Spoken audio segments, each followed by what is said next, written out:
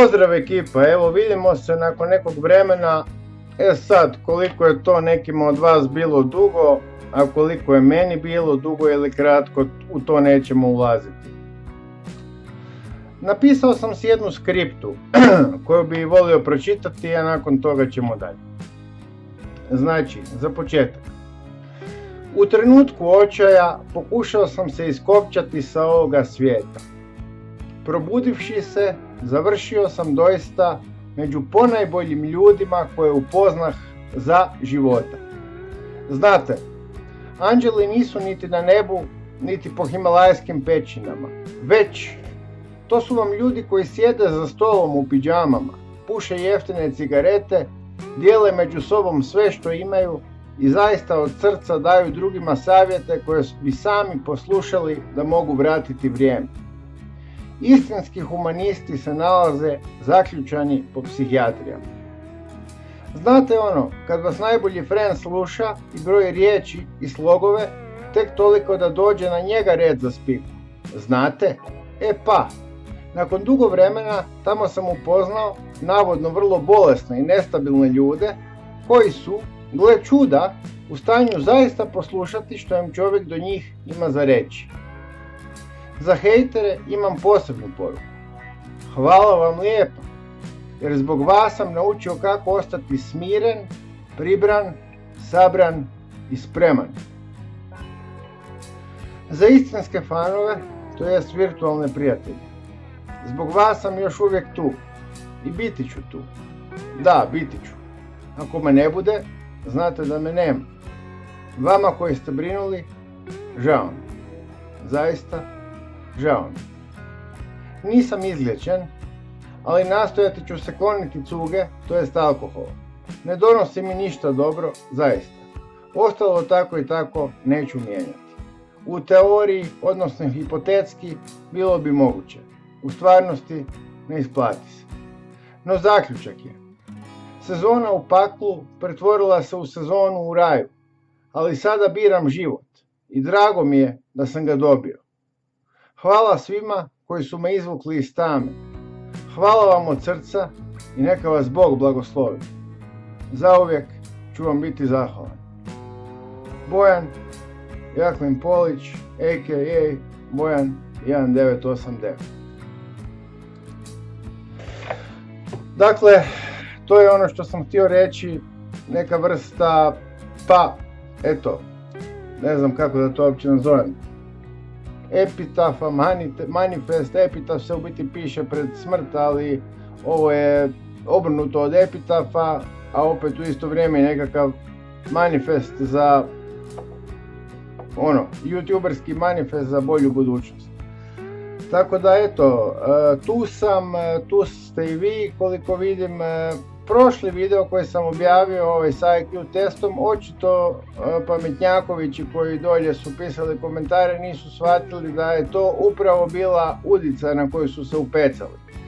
Znači, toliko o njihovoj sposobnosti da uopće shvate o čemu ja ne pričam, nego koji su moji planovi, koje su moje igre koje igram s njima i koliko su u biti oni u toj igri izgubljeni. Znači to je bilo ajde upecajte se da vidim koliko vas ima. Jer naravno, ja dobro znam koje su moje sposobnosti, ne treba mi za to ni ChatGPT, ni norveški IQ test, ni Mensin IQ test, ni ovaj ni onaj. A osim toga, kao što rekoh, neke stvari govore same za sebe, kao prvo, a kao drugo, mislim, ako si tako pametan, kreativan, nadaren, brate, mili, kolika ti je cesta, koliko ti je široka, koliko duga, možeš, što god hoćeš. Ti meni pišeš komentare ispod mog videa, ne ja tebi ispod tvojeg, to zapamti. Znači, psi laju, karavane prolaze. Ali pustimo hejtere, neko oni i dalje briju svoj hejt. Naravno, što je čovjek otiđe više, to će ga ovi hejtat. Naravno, nisam ja sad dosegao neke lude visine, ali sama činjenica da mogu zaraditi novce od ovoga govori dosta. Znači, sama ta činjenica. to je nešto od onoga što sam htio reći i neću previše dužiti ovaj put. Mislim da je čak i ovo već sasvim dovoljno. Ako mi još što god padne na pamet reći ću. Znači, šta mi je sad dalje u cilju? Koji su planovi? Nastavit ćemo s YouTube-om, proći ćemo to što treba proći. Ljudi očito nisu shvatili da ja onaj dan jesam bio na ribnjaku i došao sam i to sat i pol ranije čak. Dočekao bi 5 sati, ali bio sam spriječen. E sad, ako ne možete zbrojiti 2 i 2 ili 1 plus 1, onda stvarno pokrite se dekom i po mogućnosti nemojte više nikad ni skidati sa sebe, bolje vam je da se ugušite, jer takva glupost, tupost, to stvarno vam je bolje da riknete, eto, iskreno. Jer toliko da čovjek glup može biti, to je skoro pa neshvatljivo, eto. Ne, nikoga ne nagovaram na suicid, daleko od toga, pogotovo zato što kažem, život ako vam je poklonjen i ako je vrijedan življenja, uhvatite se za nešto i držite se toga i naći ćete smisao. Nakon ovog snimanja i editiranja odigrat ću se fino šah i eto, to je to zapravo. Pozdravljam ekipu iz Raja, tamo gdje sam bio, poimence neću, nadimci isto ne mogu proći, ali evo, Medo vas pozdravlja, cimera, čovjeka koji, eto, cimera najviše i svog frenda i supatnika i suborca i tako, ljude koji zaslužuju, a ovi ostali isto su bili više manje svi ok, tako da i njih.